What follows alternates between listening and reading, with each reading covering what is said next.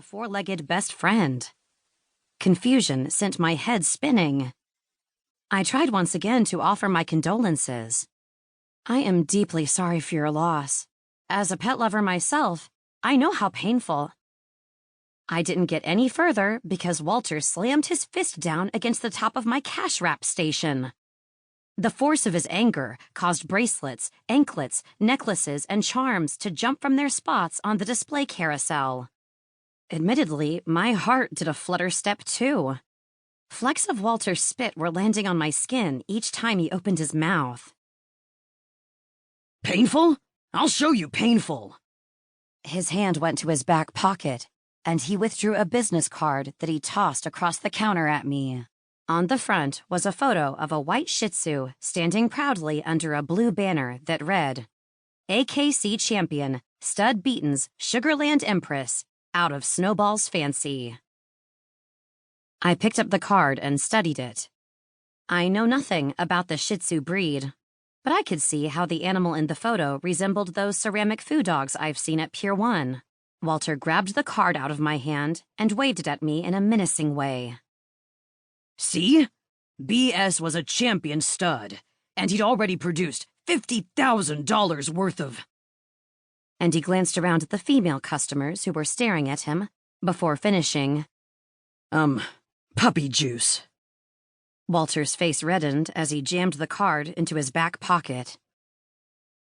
It's certainly a tragedy, I agreed, while moving to the far end of the cash wrap station. With any luck, I could get Walter to join me, so the two ladies couldn't overhear his complaints. I offered this.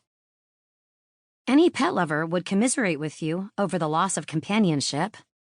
Throwing back his head and hooting, Walter said, Companionship? Ha ha, that's rich. That dog's not my companion. He wasn't even my friend.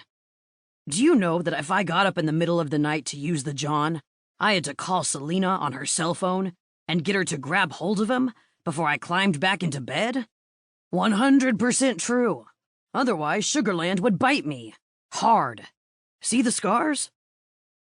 He pulled up a sleeve to show me a series of white crescent marks running up his forearm.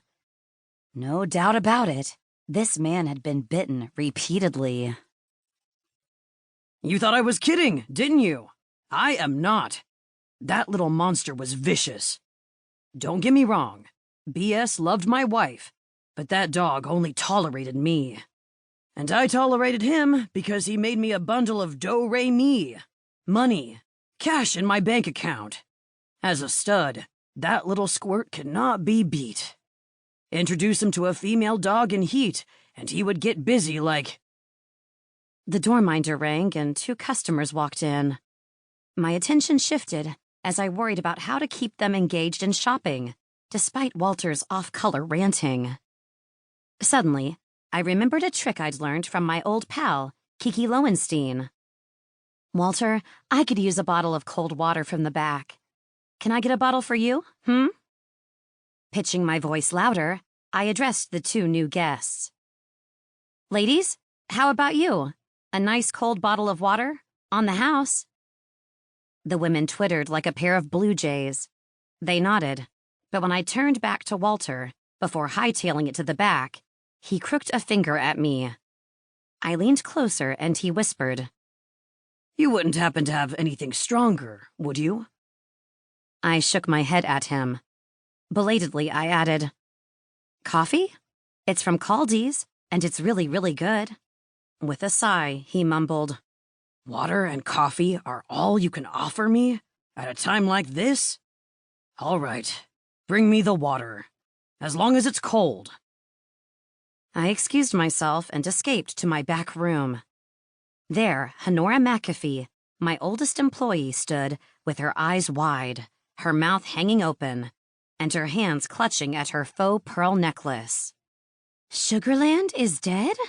My stars! No wonder Walter is fixing to give birth to a three-headed cow. The visual imagery stopped me in my tracks. Excuse me? A three-headed cow? Slowly, she took her hands down from her necklace and folded them in a pious attitude of prayer. Her lightly tanned skin contrasted with the pink and